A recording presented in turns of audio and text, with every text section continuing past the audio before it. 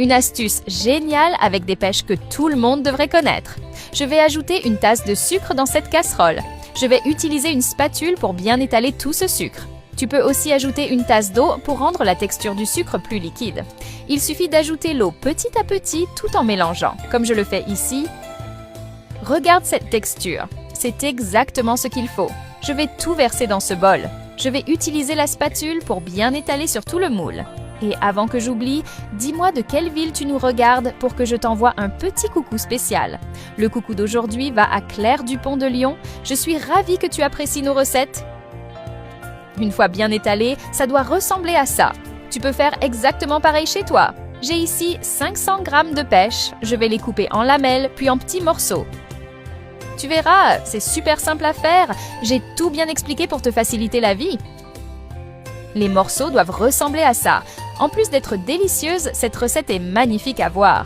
Et l'odeur, c'est juste incroyable. Maintenant, je peux tout transférer dans un bol comme celui-ci. Regarde, je vais ajouter une tasse de lahit condensé. Je l'ai faite hier pour mes amis. Ils ont tellement aimé qu'ils m'ont demandé de venir la montrer ici.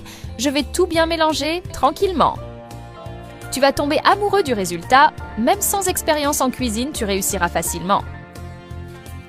J'ajoute maintenant 2 tasses de lait. Je mélange encore une fois sans me presser. Je suis sûre que cette recette va devenir un classique chez toi. Impossible de n'en faire qu'une fois. Je vais ajouter 50 g de gélatine sans gouttes et aussi 1/4 de tasse d'eau. Je mélange bien jusqu'à obtenir une texture homogène.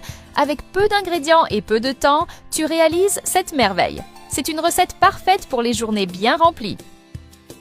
Quand tu la feras chez toi, envoie-moi une photo du résultat. J'aimerais trop voir comment elle a tourné. Je verse ce mélange dans le bol.